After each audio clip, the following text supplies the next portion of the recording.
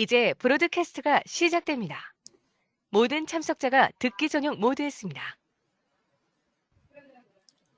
안녕하세요. 텔레다인 르크로이에서 마케팅 업무를 담당하는 성은숙입니다. 텔레다인 르크로이는 오실로스코프, 시리얼 데이터 분석기, 프로토콜 분석기의 리더로서 복잡한 전자신호에 대한 빠른 측정과 분석, 검증이 가능한 테스트 솔루션을 제공하고 있습니다. 지난 시간에 이어 오늘은 고속 시리얼 데이터 분석 및 디버깅 파트 2 웨비나를 진행합니다. 본 웨비나는 약 50분간 데모와 함께 진행될 예정이며 질문이 있으실 경우에 질문창에 입력해 주시면 Q&A 시간에 답변 드리도록 하겠습니다. 마지막으로 웨비나 종료 후에 진행되는 설문에 참여 부탁드리겠습니다. 그럼 오창훈 이사님을 모시겠습니다. 안녕하세요. 텔레다인 르크로이 기술지원팀 오창훈이라고 합니다. 이번 주제는 고속 시리얼 데이터 분석 디버깅에 대해서 말씀을 드리고 있는데요.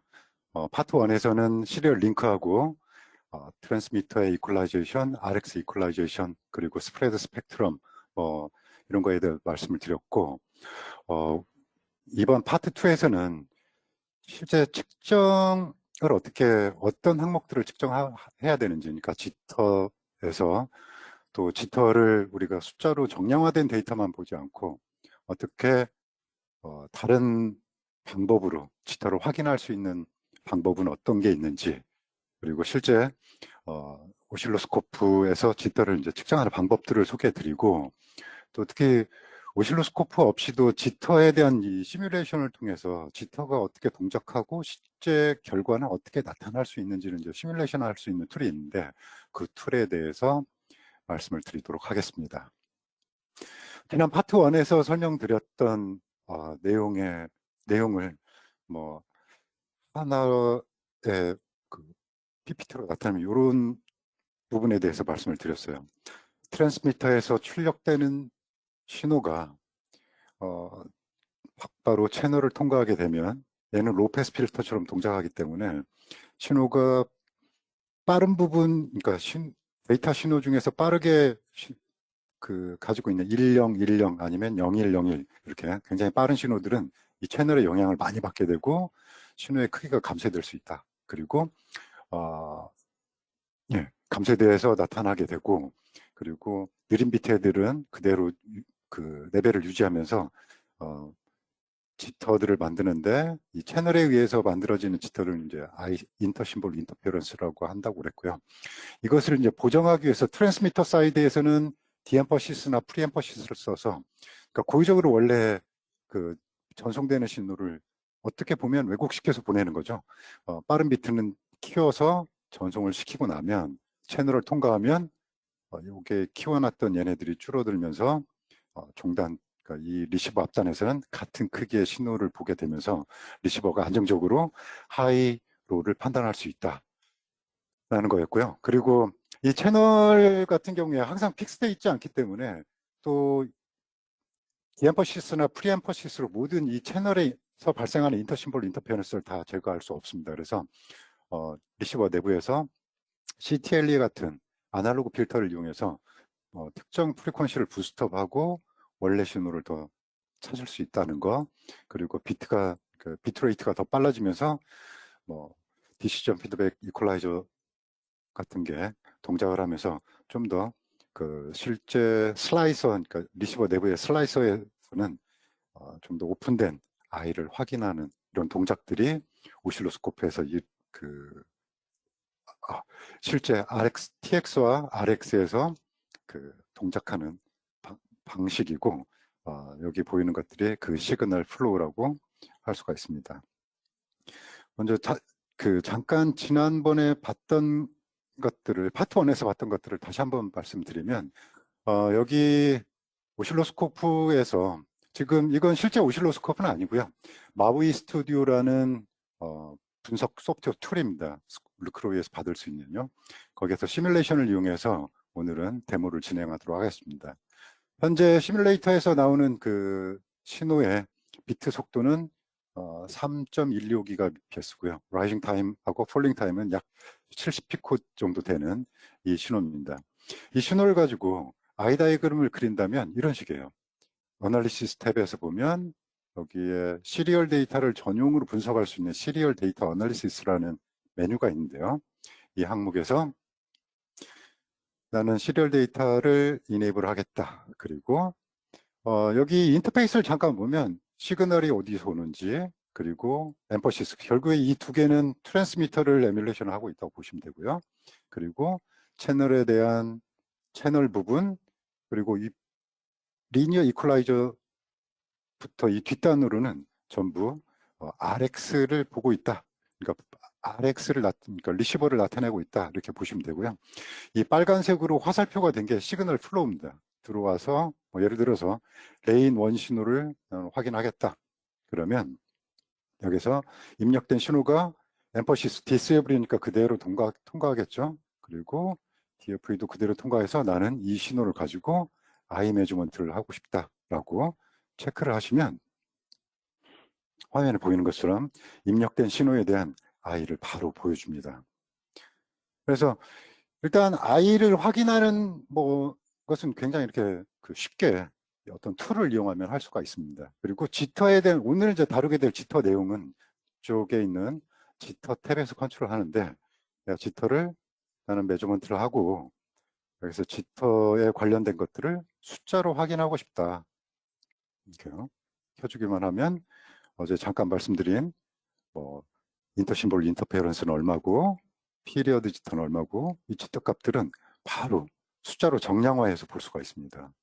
근데 이런 정량화된 숫자들이 여기에 보면 토탈 지터, 그리고 10의-12 제곱에서의 토탈 지터다. RJ 그리고 DJ 이런 것들이 표현이 되어 있는데, 이런 것들이 오늘 어떤 걸 의미하고 있는지, 그리고 여기 있는 숫자로만 가지고서는 어떤 에러가 일어났을 때 우리가 뭔가를 액션을 취할 수가 없습니다. 그래서 추가적으로 어떤 액션을 취함으로써 지터에 대한 성분들을 확인할 수 있는지, 이런 부분에 대해서 말씀을 드리도록 하겠습니다. 오늘 주로 이제 다루게 될 내용은 지터에 관련된 내용이라고 보시면 되겠습니다. 자, 아까도 잠깐 I를 보셨는데요. 누구나 그 시리얼 데이터의 시그널 퀄러티다 그러면 거의 90% 이상, 거의 100%라고 할 수가 있어요. I 다이그램은 이제 기본으로 이제 확인을 하십니다. 그죠? 그래서 눈으로 보기에도 이 크로스 레벨에서 퍼져 있는 정도가 왼쪽과 오른쪽에서 보여주고 있는 게 달라요. 그죠? 그리고 여기 항상 화면 중앙, 이쪽 양쪽의 중앙은 클럭 엣지가 있다. 이렇게 보시면 되고요. 클럭 엣지에서 하이, 로우, 1, 0, 이렇게 이제 판단을 하겠죠. 근데 여기 눈으로 보기에도 오른쪽에 굉장히 많이 클럭 엣지에 접근해 있기 때문에 홀드 타임이나 셋업 타임 마진을 이제 무너뜨리기에 충분히 이제 점점 마진에 가까워지고 있고요.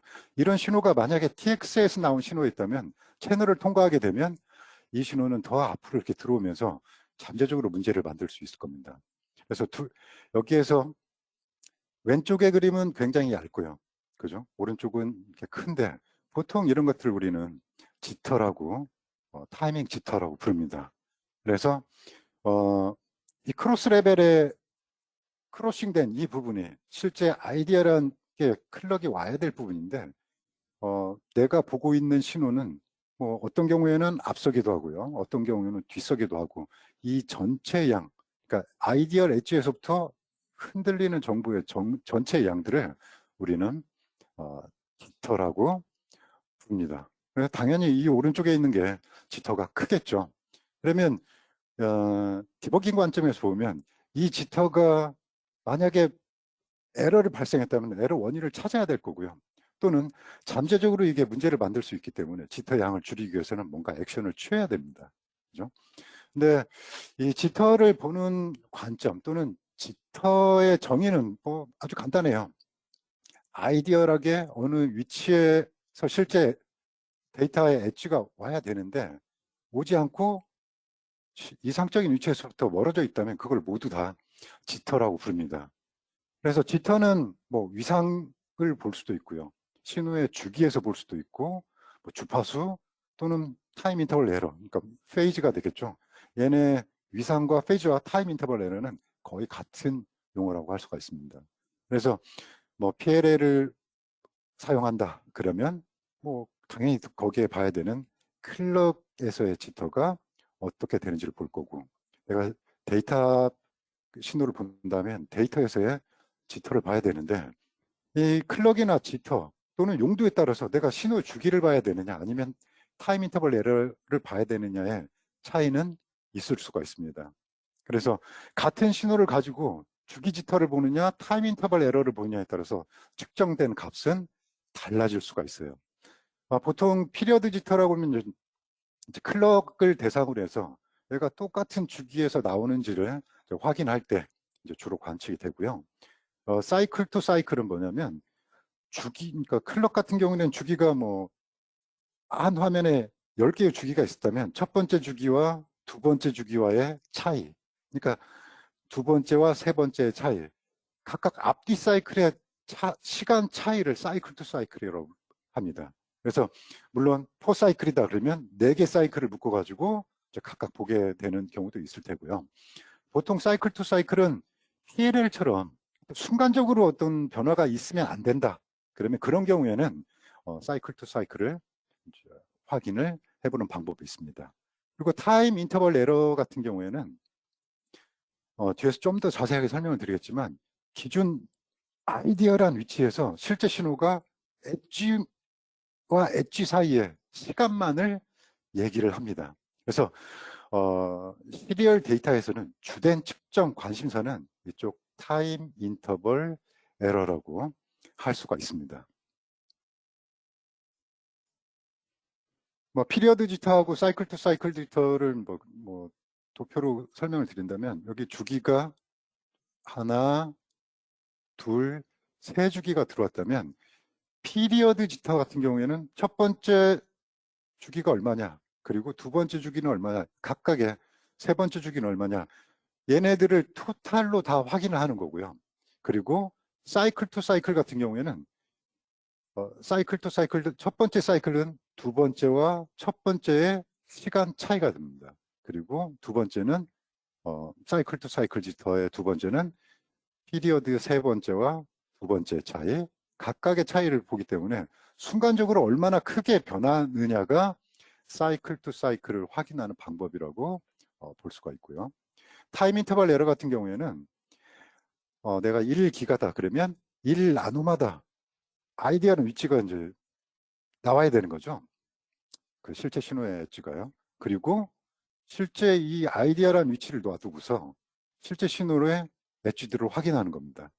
내가 이 아이디어란 위치에서 얼마나 앞섰냐, 얼마나 또 앞서 있고 뒤에 뭐 늦게 도착을 했냐, 뭐 이런 것들을 이제 확인하는 방법이죠. 그러니까 결국에 요 페이지에서 봤을 때 요 페이지 에러에 관련된 것들을 측정하는 방법이라고 할 수가 있고요. 보통 측정을 하게 되면 측정된 차이 값들을 분포도로 첫 번째로 나타내요. 분포도로 나타내고 이 분포도에서의 뭐랄까요, 시그마 값, 그러니까 RMS 지터죠. 랜덤 지터라고 부르고요. 시그마가 그러니까 표준 편차가 얼마나 있는지 확인을 하고 요 사이에서의 맥시멈들, 이런 것들은 이제 주로 측정을 하고, 이런 것들을 숫자로 보여주면서 지터들을 정량화할 수가 있습니다. 그러니까 우리가 숫자로 보여주는 값들이 이 통계적인 도메인, 결국에 히스토그램을 기반으로 해서 나오게 된다라는 거고요. 한번 실제 PCI 익스프레스의 그 5기가 트랜지션 비트 퍼 세컨드의 시그널의 그 사양을 한번 가져와 봤어요. 그랬더니 여기에서는 뭐라고 돼 있냐면, 트랜스미터의 RMS 지터가 RMS RJ가 1.4 피코이고 DJ는 30 피코고, 그래서 결국에 얘네들의 그 토탈 지터는 50 피코여야 된다, 이렇게 사양해 주고 있는데요. 여기 보시면 얘네들을 보통 우리가 RJ와 DJ의 그냥 합이 토탈 지터다 이렇게 보시면, 더해보면 값이 맞지 않습니다. 그죠?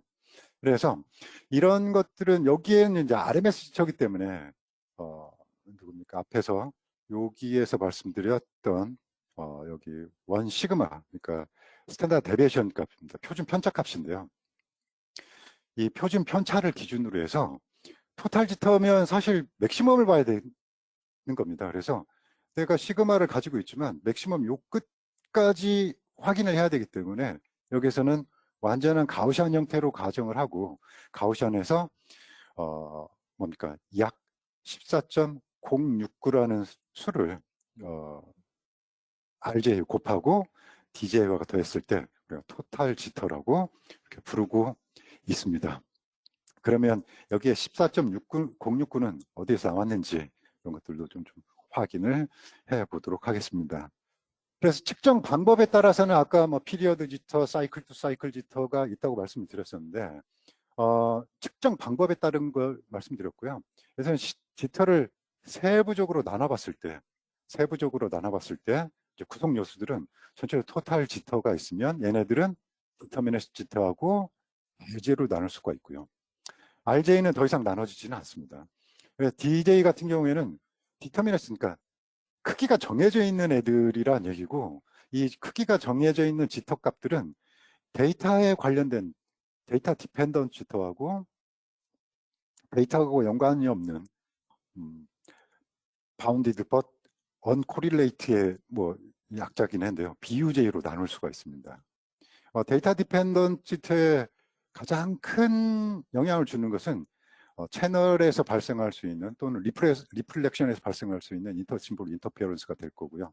그리고 언코릴레이트 지터는 주기적으로 들어오는 피리어드 지터하고는 다릅니다. 피리어딕은 주기적으로 어떤 지터의 특성들이 주기적으로 어떤 현상을 나타내는 이런 지터들과 크기는 정해져 있지만 피리어딕 성분이 아닌 애들로 나눌 수가 있는데 주된 지터 성분들은 인터심볼 인터페어런스나 PJ 그리고 얘네 둘이와 RJ 뭐 이런 성분들이 주된 성분들이라고 할 수가 있고요. 여기에 있는 듀티 사이클 디스토션이나 인터심볼 인터페어런스, 피리어딕 지터들은 때로는 디버깅 대상이 될 수도 있습니다. 그래서 주기적으로 나타나는 그 피리어딕 지터들을 히스토그램상에서 보면 양쪽 끝이 높고요. 가운데가 떨어지는 이런 현상들이 이제 주로 발생이 되고, 그리고 ISI 같은 경우, 인터심볼 인터페어런스 같은 경우는 굉장히 여러 가지 성분들이 묶여 있고 데이터 패턴에 따라서 영향을 받기 때문에 굉장히 피크들이 여러 개의 피크들이 나타날 수가 있습니다. 그리고 듀티 사이클 디스토션 같은 경우에는 주로 이제 원인이 라이징 타임하고 폴링 타임이 뭐라 그럴까요? 시메트리가 안 맞을 때 하나는 80피코고 하나는 100피코다. 그러면 크로스 레벨이 올라가면서 듀티 사이클 디스토션이 생길 수가 있는데 그때는 이제 항상 같은 위치에서 크로스가 되기 때문에 이렇게 두 가지의 바이모달형의 히스토그램을 볼 수가 있습니다. 그리고 랜덤 신호 같은 경우에는 가우시안 분포로 이렇게 표시를 할 수가 있는데 우리가 토탈 지터에서 14.06이라는 걸 찾으려면 먼저 이 랜덤 가우시안 현상에 대해서 확인을 해 봐야 됩니다. 그래서 여기 그 가우시안 모양의 종 모양의 어떤 히스토그램 그래프를 보이고 있는데요. 이 시그마, 그러니까 표준 편차를 기준으로 했을 때 이 피크 값이요. 여기에 마지막 피크 값까지는 여기에는 히스토그램에 얼마나 많은 데이터를 포함하고 있느냐에 관련이 있다는 겁니다. 그죠? 그래서 시그마 값하고 내가 여기에 토탈 파퓰레이션에 포함된 이 개수가 몇 개냐에 따라서 우리는 그 가우시안 함수를 통해서 레벨의 마지막 피크 값의 위치를 찾을 수 있다는 거고요. 그래서 예를 들어 가지고 1000개의 그 파퓰레이션을 가지고 있다. 그러면 오른쪽 끝까지 도달하는데 약 시그마의 표준 편차의 6배 정도를 하게 되면 마지막에 들어가고 1000개 중에 1개가 벗어날 확률이 있다라고 표시를 하기 위해서 비트 에러 레이트를 표시를 했습니다. 10의 마이너스 3제곱으로 이제 표시를 했죠. 그리고 100만 비트를 받게 되면 시그마의 9.5배 정도 넘어가게 되니까 피크로 나타나게 된다라는 얘기고요. 이 피크로 나타나는 9.5 시그마보다 어떤 비트가 1개 이상 벗어날 확률은 없다는 거. 딱 1개 정도 벗어날 확률이 있다는 얘기입니다. 그리고 우리가 보통 지터 측정에서 사용하는 10-12제곱 BER 같은 경우에는 14.069 또는 14.261배를 하게 되면 피크로 간다는 얘기인데, 여기 얘네 둘의 차이는 이겁니다. 여기에 보면 트랜지션 덴서티가 50%냐, 트랜지션 덴서티가 100%냐. 클럭 같은 경우에는 한 비트에 모두 상승 엣지, 하강 엣지가 있기 때문에 100%의 트랜지션 엣지를 보게 되고요. 우리가 다루는 시리얼 데이터 같은 경우에는 약 50%의 트랜지션 엣지들이 전체 시간, 보고 있는 시간 중에 50% 중에 정도의 트랜지션 엣지가 포함되게 됩니다. 그래서 노멀라이제이션 하게 되면 우리는 14.069라는 이 개수를 통해서 우리가 내가 시그마를 확인하게 되면 이때는 최대 피크 값을 계산을 할 수가 있게 된다라는 얘기입니다.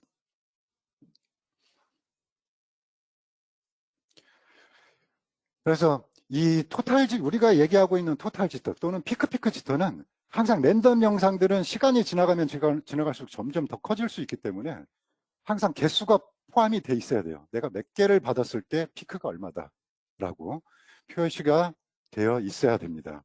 그래서 히스토그램에 포함되는 숫자가 점점 많아지면 많아질수록 어떻습니까? 피크 값이 점점 더 커지게 됩니다. 그래서 우리가 얘기하고 있는 RJ는 또는 RMS 지터는 이 히스토그램 상에서 가우시안 분포에서의 히스토그램 상에서 표준 편차를 얘기하게 되고요. 그리고 토탈 지터는 반드시 BR 레이트를 포함하게 되어 있는데, 이 BR 레이트는 at 10-12제곱이다. 그러면 10의 12제곱만큼 데이터를 누적시켰을 때 한 개 벗어날 수 있는 확률을 얘기합니다. 그래서 이 스탠다드 데비에이션으로부터 특정 BR 레이트의 피크까지 가게 되면 결국에 토탈 지터를 우리는 확인을 할 수가 있고 토탈 지터를 정량화할 수 있다라는 얘기가 되겠습니다.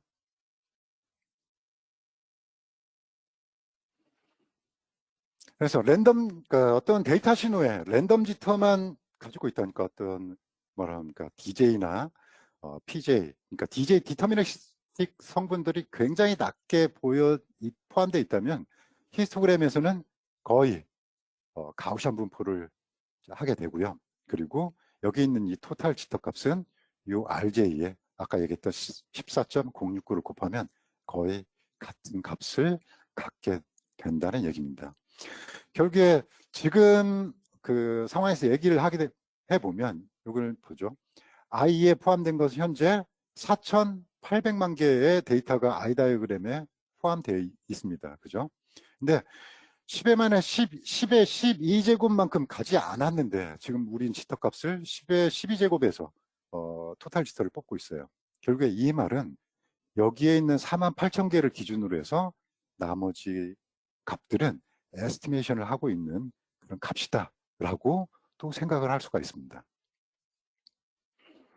자, 랜덤 지터는 이제 가우시안 분포를 하게 되는데 만약에 DJ 성분, 그 중에서 피리어드직 성분이 포함이 되어 있다 그러면 가우시안 분포가 양쪽 피리어딕 지터에 양쪽에 포함되면서 가우시안 분포의 트렌드를 따라가면서 여기 보시는 것처럼 가운데가 낮은 이런 히스토그램을 볼 수가 있는데요.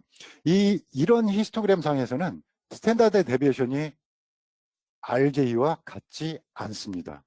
왜냐하면 이런 히스토그램에서는 누굽니까? 그 스탠다드 데비에이션이 의미를 갖지 못해요.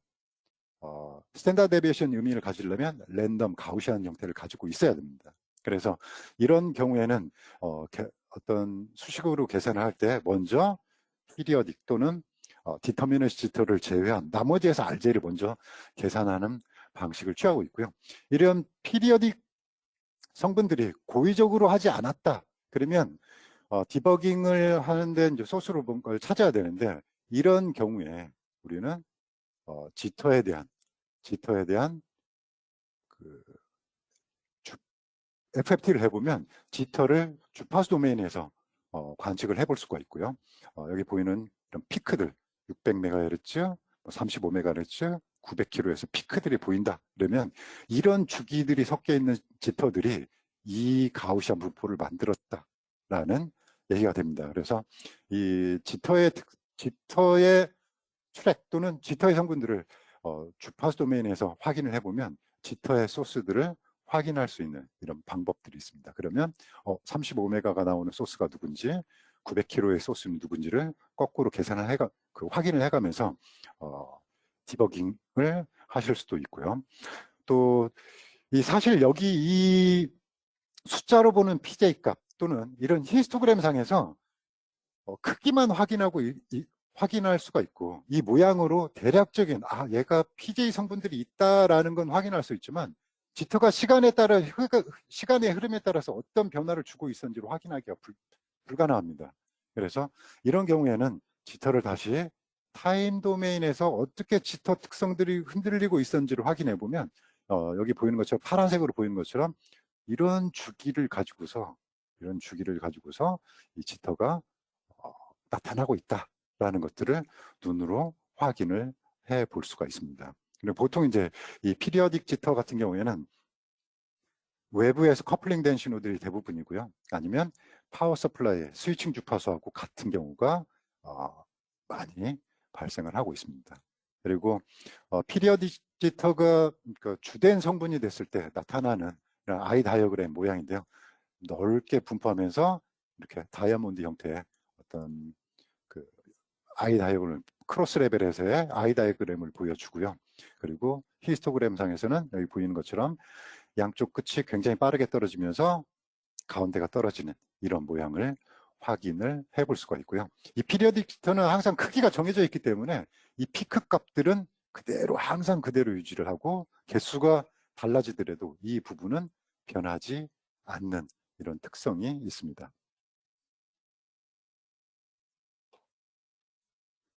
그리고 듀티 사이클 디스토션 같은 경우에는 아까 말씀드린 대로 뭐라 할까요? 라이징 폴링 타임의 언밸런스 또는 신호 자체가 위아래로 로우 프리퀀시 성분을 타면서 정해진 크로싱 레벨에서 크로싱 레벨이 낮아지는 경우에 누굽니까? 이쪽에 하이 비트를 유지하고 있는 폭하고 로우 비트를 유지하는 이 폭하고 달라지면서 발생하는 현상인데요. 이런 걸 보시면 타임 도메인에서 봤을 때도 큰 거, 작은 거, 큰 거, 작은 거 두 가지 경우가 나타나고 히스토그램 상에서도 작은 레벨, 낮은 레벨이 여기, 하이 레벨이 오른쪽에 표시되면서 이 두 가지가 가우시안 형태하고 컨볼루션이 돼가지고 이런 두 가지의 바이모달 형태의 이런 현상들을 볼 수가 있습니다. 그리고 지난 파트 1에서도 좀 인터심볼 인터페어런스에 대해서 좀 많이 심도 있게 다뤘었는데요. 인터심볼 인터페어런스 같은 경우에는 신호의 반사 또는 채널의 주파수 대역에 의한 이런 현상에 의해서 주로 발생을 합니다. 그래서 반사가 됐을 때 보시면 신호가 올라갔다가 반사가 일어나면서 어떻게 됩니까? 다시 전압이 변화가 일어나면서 여기에 내려가야 될 애가 다시 끌어올려지면서 이쪽에 다른 쪽에서 그러니까 원래 위치에서부터 이동을 해서 이렇게 나타나면서 인터심볼 인터페어런스의 지터를 발생을 시킬 수가 있고요. 채널의 주파수 대역폭에서 의해서 발생하는 경우 같은 경우에는 하이빗 0, 1, 0, 1, 0, 1 이렇게 빠르게 전환되는 이런 비트들이 채널의 주파수 대역 제한이 되면서 크기가 줄어들게 되죠. 그러면서 여기와 같은 이런 아이 패턴을 보이게 됩니다. 이런 인터심볼 인터페어런스 같은 경우는 추가적으로 다른 방법을 통해서 확인할 수가 있을 겁니다. 그래서 기본적인 랜덤 지터하고 듀티 사이클 디스토션, 인터심볼 인터페어런스, 피리어딕 지터 이런 것들이 다 합쳐져 가지고 결국에 최종적으로 보게 되는 히스토그램은 이러한 아주 복잡한 형태의 히스토그램을 보게 되는데요.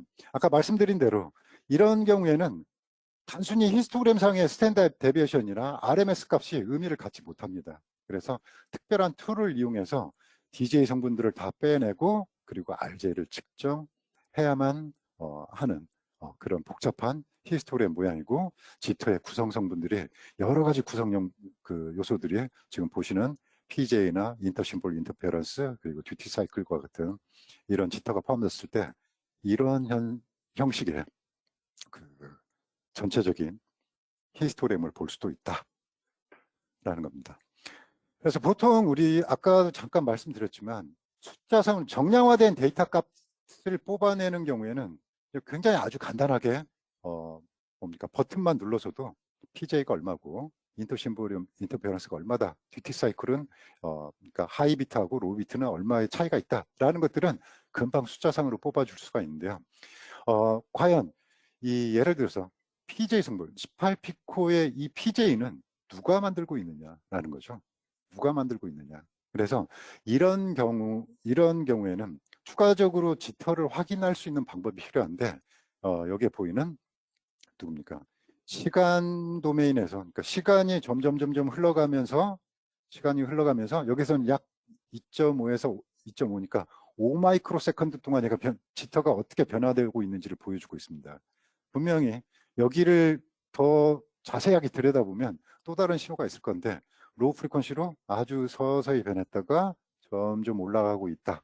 그리고 이 특성들을 주파수 도메인으로 바꿔보니까 180kHz의 피크가 보이고요. 그리고 100MHz 근처에서 큰 2.6피코의 큰 그 지터를 만들고 있다라는 것을 알 수가 있습니다. 그래서 이런 소스들이 과연 누구냐라는 걸 이제 찾아가면 디버깅 하는데 도움이 되겠죠. 그래서 뭐 100MHz 레퍼런스 클럭에서 그 노이즈가 만들어지는지 아니면 스위칭 주파수에서 만들어지는지 하는 것들을 이 두 가지의 지터 트랙이나 또는 지터 스펙트럼을 통해서 그런 소스들을 확인해 보실 수가 있겠습니다. 그리고 아까도 잠깐 말씀을 드렸지만 토탈 지터 또는 얘네들이 토탈 지터는 그 통계적인 도메인에서 에스티메이션 하는 밸류거든요. 그리고 어떤 히스토그램 상이나 또는 피크의 지터들 이런 걸 확인할 때 항상 개수가 중요합니다. 레퍼런스가 항상 개수예요.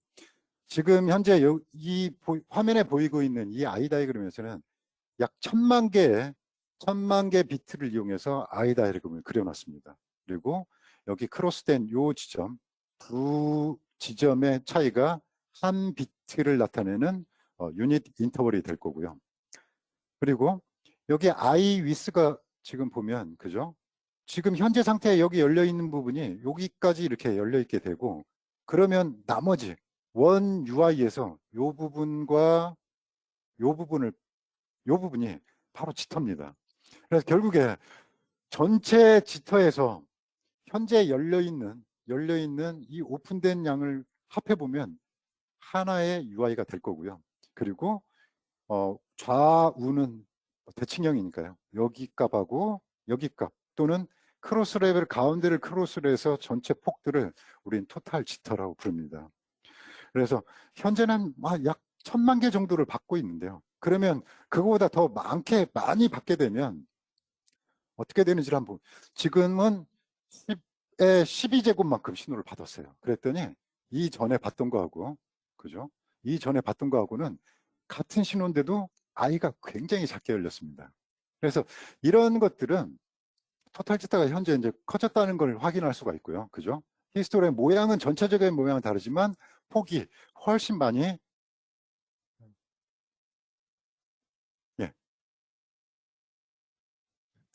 폭이 훨씬 많이 증가를 했습니다. 그래서 이런 것들을 지금 현재 내가 4천만 개, 100만 개, 뭐 1000만 개를 받았는데 앞으로 12제곱까지 그 비트를 받게 되면 어떻게 될 거냐라는 것은 BER이라고 해서 에러 레이트로 따지게 됩니다. 그래서 내가 특정한 시간, T1이라는 시간에 봤을 때 분명히 이 I는 요만큼이 열렸을 거예요.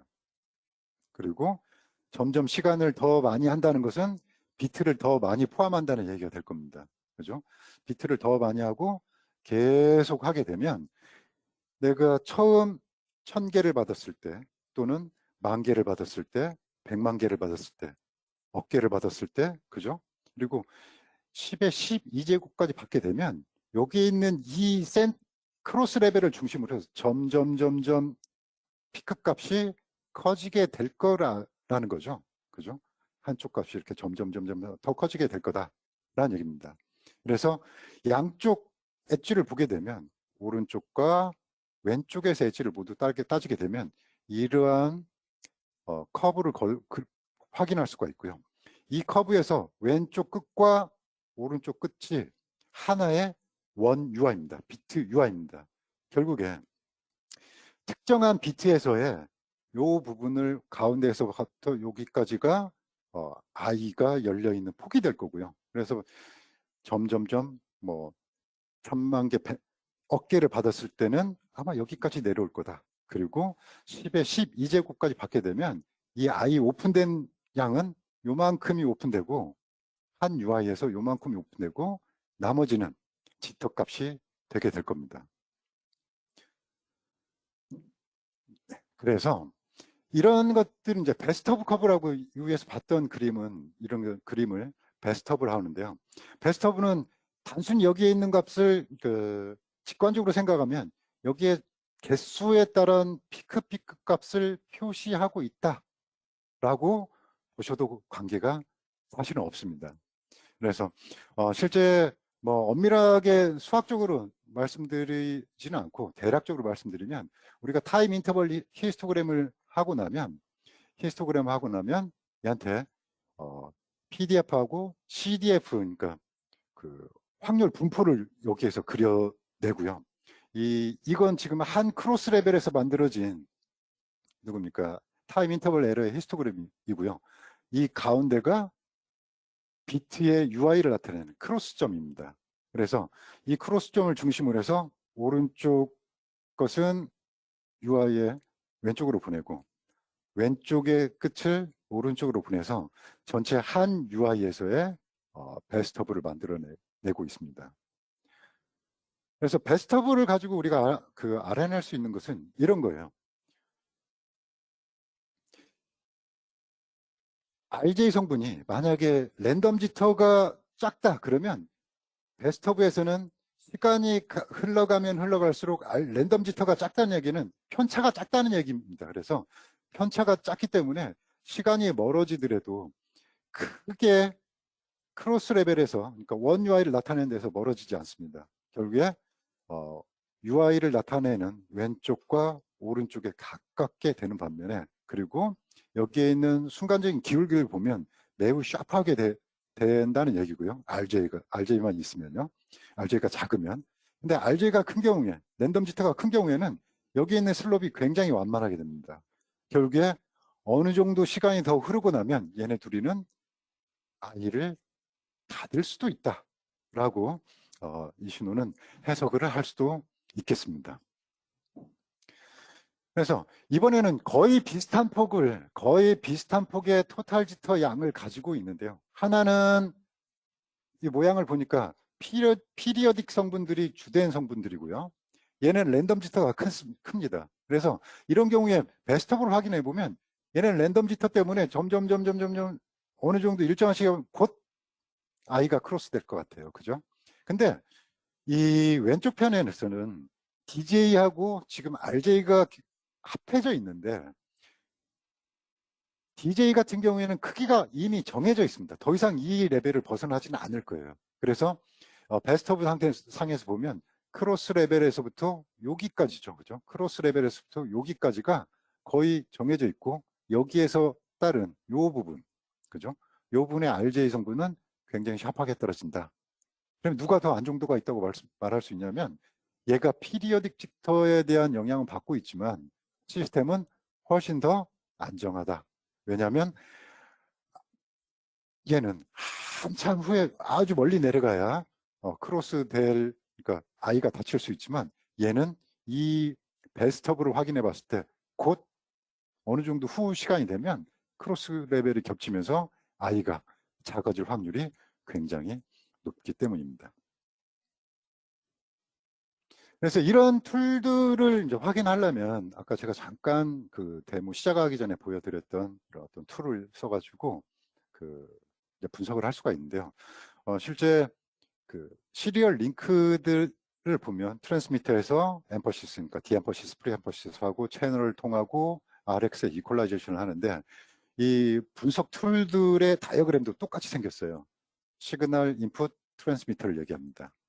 엠퍼시스, 그리고 채널의 유무, 그리고 리시버의 이퀄라이저, 그리고 아까 보여드렸던 그 시리얼 데이터 분석기의 인터페이스도 똑같습니다. 시그널 인풋이 곧 트랜스미터고요. 엠퍼시스, 채널, 리시버 사이드, 그리고 후에서 우리는 어떤 걸 분석을 할 건지라고 지금 인터페이스가 구성이 되어 있고요. 이제 디버깅을 하다 보면 이렇게 필요할 수가 있어요. 내가 지금 현재 받은 신호가 하나 있는데 이 신호를 채널을 통과했을 때는 어떻게 될 건지 라는 것들을 시뮬레이션 또는 에뮬레이션을 했을 때 레퍼런스하고 비교해 볼 필요가 있습니다. 그래서 현재 보이고 있는 레인, 뭐 여기서는 레인 3번을 레퍼런스로 두겠다라고 버튼을 누르게 되면 레퍼런스 레인이 자동으로 저장이 되고요. 그리고 이걸 가지고 변화된 양들을 비교, 분석을 해 볼 수가 있습니다. 결국에 여러 가지 레인이 있을 때 양쪽 레인에서 서로 크로스톡이 어떻게 주고받는지를 보려면 옆 레인을 죽였다가 살려보면 I를 확인할 수 있을 거예요. 그래서 여기에서 레퍼런스 레인은 채널 레인 제로를 동작시키지 않은 상태 해서 저장을 하고, 그리고 실제 측정할 때 옆 레인을 ON 해놓으면 거기에 따른 변화들을 확인을 해볼 수가 있고요. 아니면 동시에 하는 뭐 4개의 레인까지, 그러니까 동시에 신호 분석을 할 수 있는 그런 기능을 가지고 있습니다. 그래서 레퍼런스하고 레인, 특정한 레인하고 2개를 이렇게 쉽게 전후 관계를 비교를 해보는 방법이 있을 수 있고요. 그리고 전후 광고를 비교하면서 내가 트랜스미터에서 직접 받았지만 얘를 채널에 통과시켰을 때 어떤 결과가 나올 수 있는지, 또는 RX 사이드에서는 뭐 이퀄라이저를 통과했을 때 어떤 결과를 보게 되는지라는 것들을 비교할 때도 여러 가지 레인을 비교를 해보실 수가 있고요. 여기서는 입력된 신호를 가지고 뭡니까? 디엠퍼시스를 하고 또 채널을 통과해서 그러니까 그 RX의 이퀄라이저를 통과한 이 그 결과의 신호들을 뭐 아이다이그램도 볼 수 있지만 신호들도 이런 식으로 확인을 해볼 수가 있고, 뭐 CTL이 통과 후에 전후 디지털 피드백 이퀄라이저를 뭐 적용시켰을 때 I가 어떻게 변화될 거냐라는 것도 쉽게 확인을 해볼 수가 있습니다. 한번 그 짧게 스코프를 통해서 이런 그림을 한번 확인을 해보도록 하겠습니다. 아까 전에 시작 전에 보여드렸던 3.169bps의 신호고요. 이 신호고요. 그리고 지금 두 번째 레인에서는 여기 있는 이 신호에서 이 신호에 의해서 크로스톡이 어떻게 영향을 두 번째 레인에 주고 있는지를 이제 확인을 할 수 있도록 2가지를 넣습니다. 지금 옆 레인의 이 라이징 엣지 부분에서 이 라이징 엣지 부분이 누굽니까? 레인 2에 영향을 줘서 이 부분이 이렇게 벗어났다는 걸 확인할 수가 있고요. 이제 커플링이 아주 심하게 돼 있는 거죠. 이런 경우에도 나는 첫 번째 레인 또는 두 번째 레인을 가지고 나는 레퍼런스로 삼겠다. 그러면 두 번째 레인을 뭐 레퍼런스 레인으로 그대로 저장을 딱 하게 되면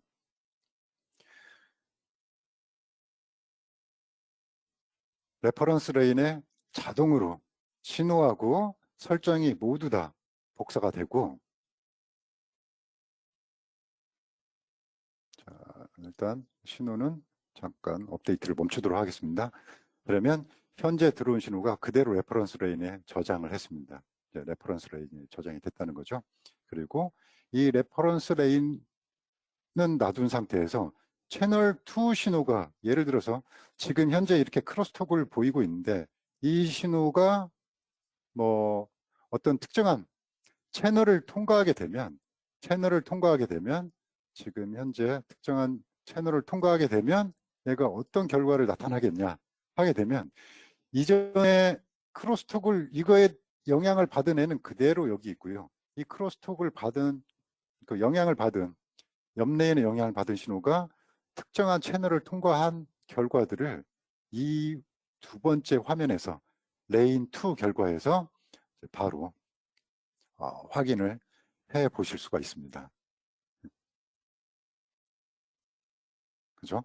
그래서 물론 여기 아주 작게 보이긴 하지만 여기 있는 이 슬롭이 채널을 통과하면서 보여지지 지금 크게 영향을 주지 않고 있네요. 그죠? 그래서 이렇게 두 가지의 전후 관계들을 모두 다 비교를 해 보실 수 있고요. 물론 여기에 두 번째 레인에서 예를 들어 가지고 그러면 이 신호에다가 트랜스미터에서 예를 들어 디엠퍼시스 3dB를 가하게 되면 채널 통과 후에는 어떻게 되겠느냐라는 것들도 그래서 바로 확인이 됩니다. 그래서 자, 후, 후. 그러니까 엠퍼시스를 넣었을 때 넣기 전, 후를 여기서 바로 이런 식으로 이제 비교를 해 보실 수가 있겠죠. 그죠? 자, 이런 식으로 이 멀티레인 또는 레퍼런스 레인을 이용해서 기준을 두고 있는 신호를 놔둔 상태에서 신호를 비교하고요. 동시에 여러 가지 레인들을 동시에도 분석을 하실 수가 있습니다. 그리고 그 추가적으로 이런 그 지터를 우리가 측정할 때 여기 허라이젠틀로 여기 있는 부분을 잘라 가지고 우리가 봤어요. 1000개 받았을 때, 10,000개 받았을 때, 10만 개 받았을 때 해서 BR 레이트를 보고 이걸 가지고 베스트오브를 만들었습니다. 그러면 여기에 보면 지금 리플렉션에 의해서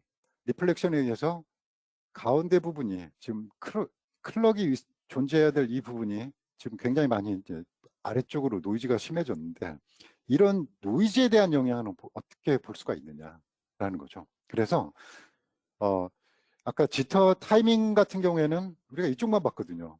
여기를 잘라가지고 크로스 레벨을 잘라가지고 점을 딱 찍어냈고요. 근데 이 아이소비알이라는 이 기능을 쓰면 버티컬 쪽에서도 마찬가지로 똑같이 노이즈 양들을 측정하고 포인트를 그릴 수가 있습니다. 그리고 심지어 이걸 16방향에서 이걸 나눕니다. 그리고 얘네들이 딱 그려지면 선으로 연결해서 여기서는 이제 제가 간단히 보여드리기 위해서 이렇게 큰 점과 이걸로 이제 표시를 해놨는데 어떤 그림을 보일 수가 있는데요. 똑같은 방법으로 아이소비에를 하게 되면 이렇게 등고선 모양으로 뭔가를 보여줘요. 여기에 있는 이 등고선이 누구냐면요. 내가 10의 마이너스 6제곱만큼 넣었을 때 10의 7, 8, 9, 10, 11, 12, 12제곱까지의 상황을 보겠다라는 얘기입니다. 결국에 이 선을 그대로 연결해서 반대쪽으로 자르면 BR 커브, 베스트 오브 커브가 될 거고요.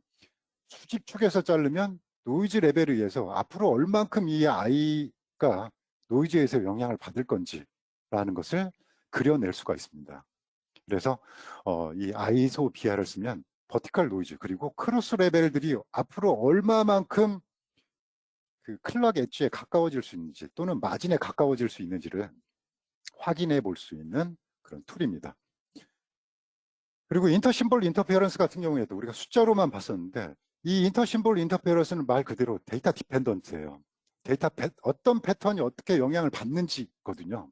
그래서 이 ISI 같은 경우에는 플러스를 통해 가지고 내가 앞쪽에 000 10으로 내려갈 때 비트가 어떻게 내부에서 측정이 됐고 그리고 또 보여지게 될 거고 또 0이 2개, 1, 0일 때 누구였는지 어떻게 변화됐는지 라는 것들을 여기에서 이 ISI 플러스를 통해서 확인을 하실 수가 있습니다.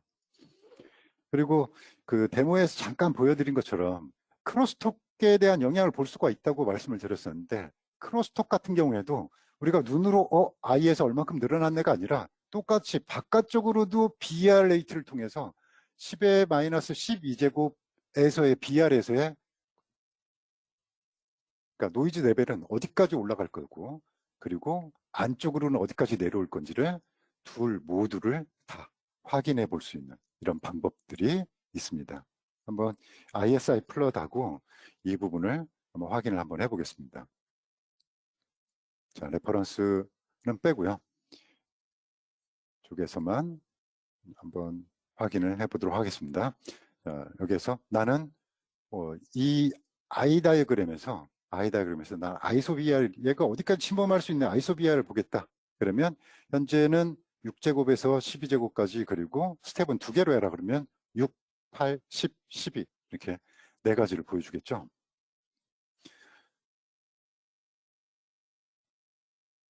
이렇게 클릭만 하면 바로 잠깐의 프로세싱 타임을 거친 후에 얘가 현재는 레인 2개까지 모두 다 지금 돼 있는데 2개에 대해서 ISO BER 커브를 확인을 시켜줄 겁니다. 자, 그래서 우리는 단순히 그 정량화된 데이터 숫자만을 보지 않고 이 숫자를 가지고 또는 타임 인터벌 에러의 트랙을 가지고 어떻게 이걸 확인할 수 있는지, 그러니까 어떻게 지터의 소스들을 찾을 수 있는지를 지금 확인해 보고 있고요. 2가지의 그 ISO BR을 현재 확인을 하고 있고요. 예를 들어서 채널, 그러니까 레인 2에서 에뮬레이트 되지 않고 아까 봤던, 그러니까 크로스톡 옆쪽 라인에 그 크로스톡의 영향을 받았을 때는 어떻게 내부가 달라질 수 있는지 한번 확인을 해보겠습니다.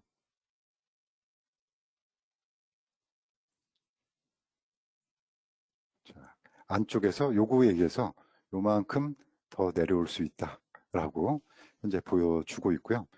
이런 신호들을 그대로 여기에 보시면 쭉 따라와서 나는 이거 크로스토크에 대한 레벨도 확인하고 싶다. 그러면 이렇게 보시면 예. 여기서 ISO BR은 끄도록 하겠습니다. 그리고 크로스톡 레벨을 확인하고 싶다라고 체크를 하시면 이 2가지의 ISO BR 같은 경우는 I 다이어그램 안쪽을 확인해 준 반면에 이 크로스톡에서는 옆 채널에 받은 이 영향에 의해서 안쪽으로는 얼만큼, 바깥쪽으로는 얼만큼 벗어날 수 있는지, BR 레이트에서 얼만큼 벗어날 수 있는지를 확인을 해 볼 수가 있습니다.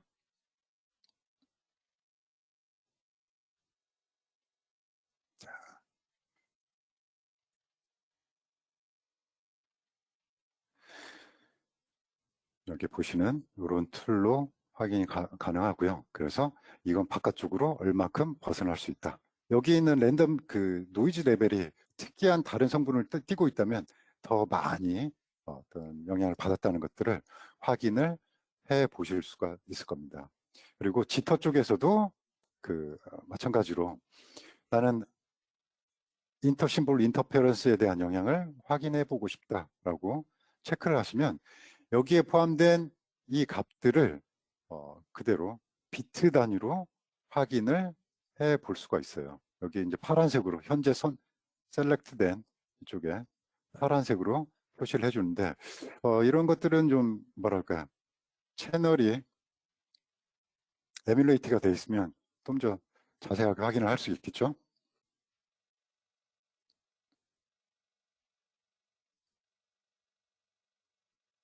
그죠? 그래서 패턴 분석에서 나는 똑같이 10 마지막 비트가 1010인 애들을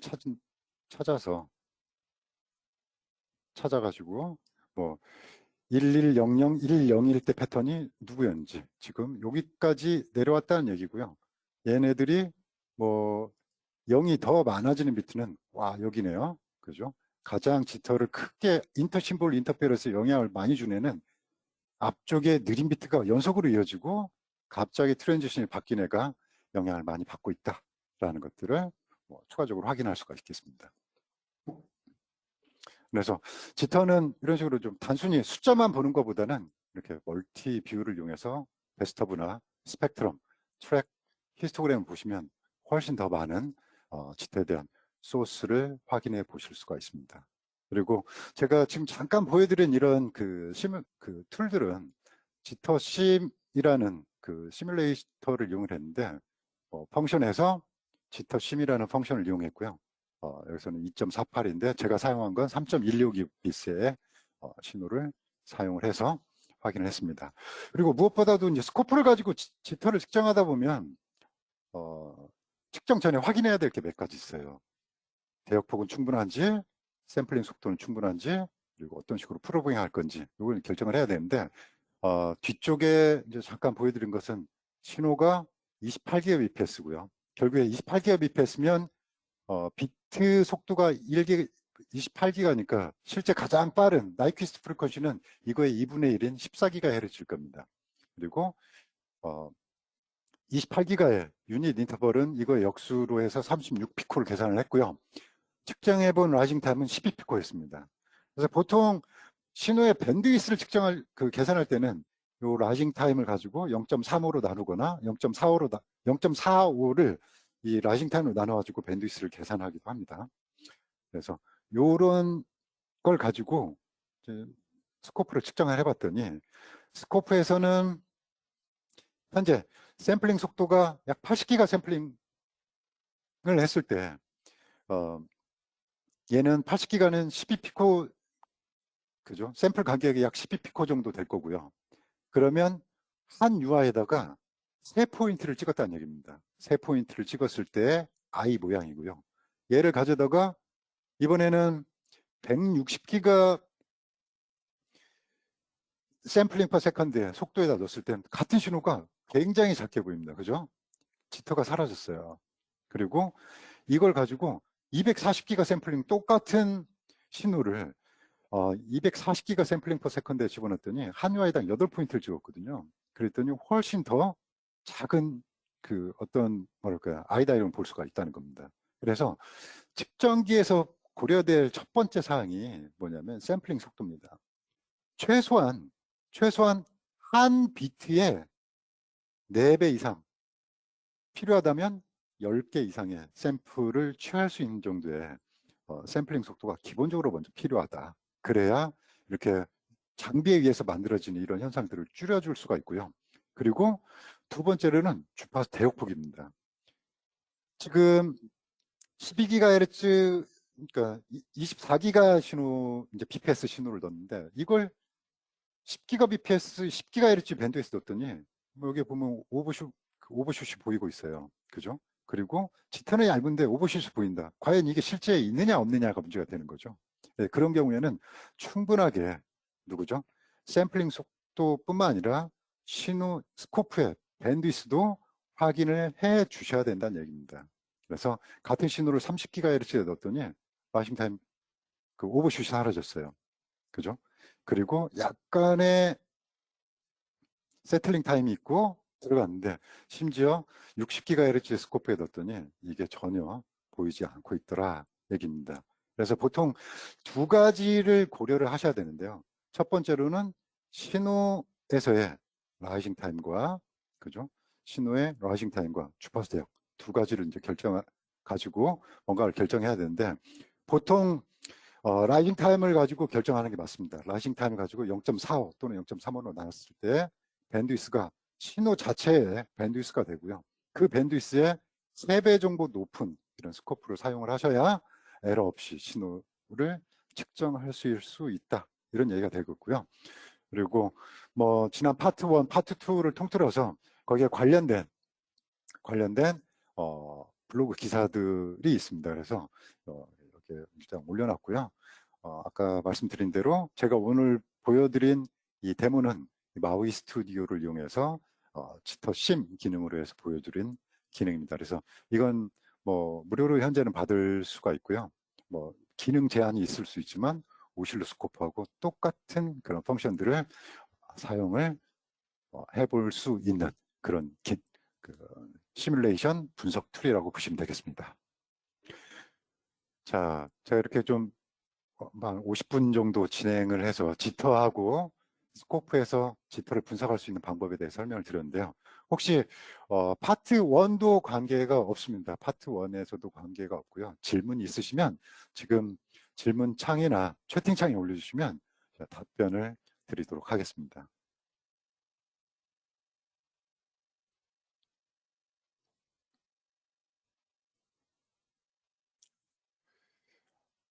지금까지는 질문이 들어오지 않고 있네요.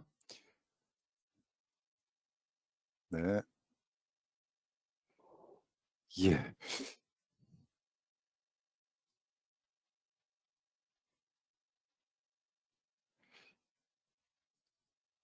네. 질문이 먼저, 예. 제가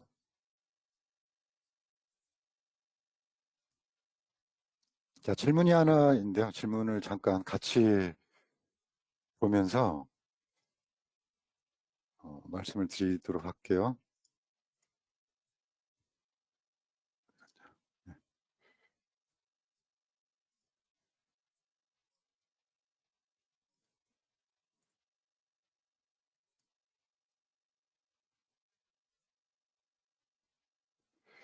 예, 10의 마이너스 12제곱의 의미를 다시 한번 설명드리도록 하겠습니다.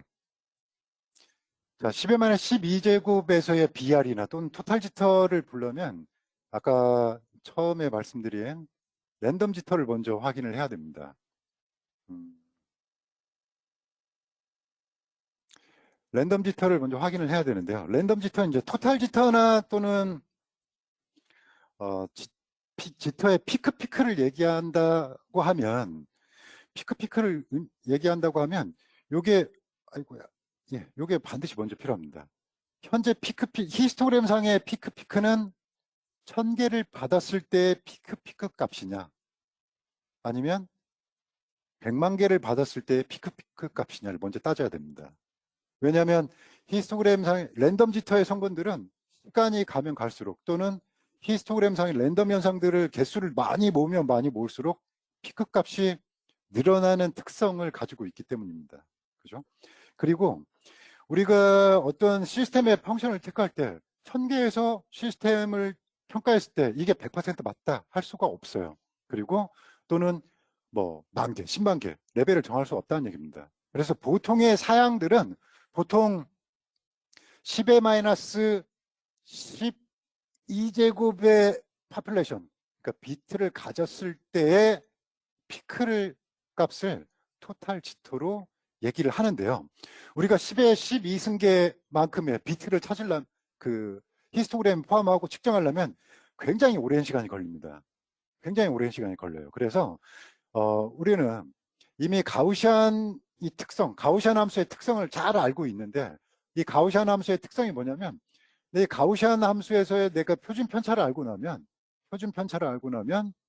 그때 당시에 내가 1000개를 받았다면 이때 시그마와 맥시멈 피크 값의 관계를 따져보니까 시그마의 6배 정도면 피크까지 도착을 하고 그 밖으로 넘어갈 한 개 정도 벗어날 확률이 있다. 하나 1000분의 1개밖에 안 벗어난다는 얘기입니다.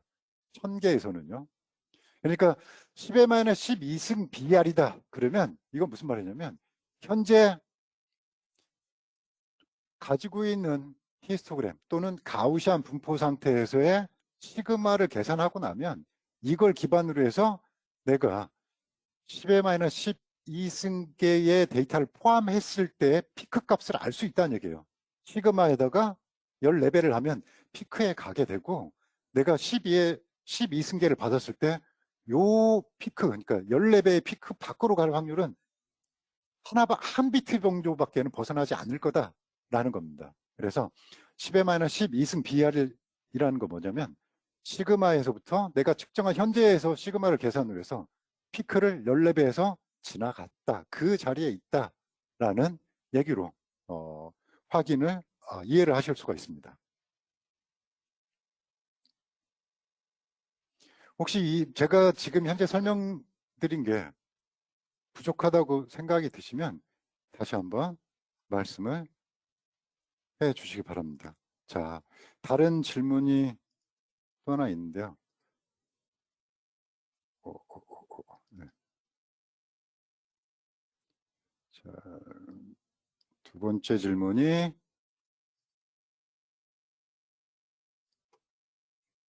자꾸 왜 이렇게 될까요? 네. 두 번째 질문이 뭐냐면요.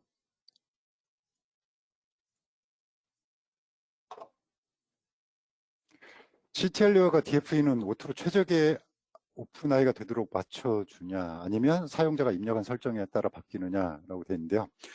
이건 실제 RX에서는 어댑티브 이퀄라이저를 써서 초기 그러니까 TX하고 RX가 처음 시작을 할 때 알고 있는 신호를 주고받으면서 최적화된 CTLE 상태를 찾아가거나 또는 프리엠퍼시스나 디엠퍼시스의 밸류를 찾는 그런 좀 능동적으로 이제 적용을 하게 되고요.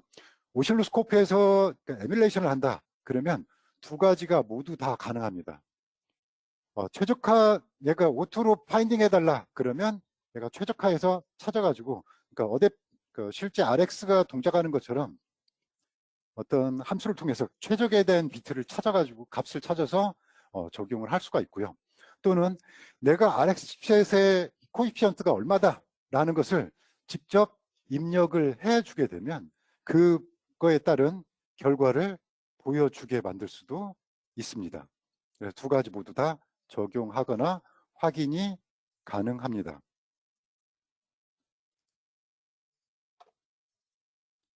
그리고 세 번째 질문이 주파수 대역 0.35라고 하네요. 0.45가 곱해지는 대략적인 이유를 알고 싶습니다. 그랬는데요.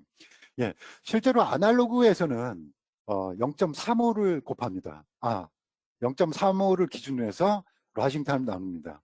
왜냐하면 우리가 RC 네트워크에서의 필터를 가지고 10% 지점에 들어가는 그 RC 타임, 보통 타우라고 하죠. 그리고 누구죠?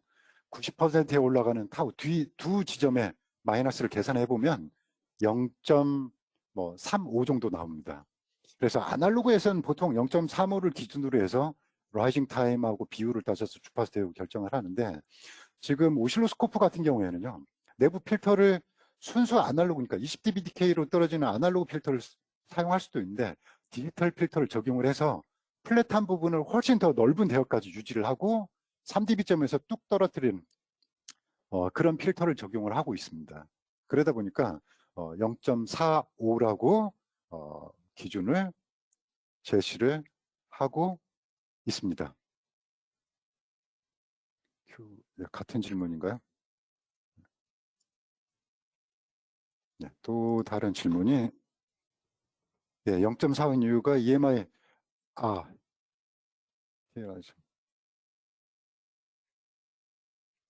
예, 맞습니다. 맞고요.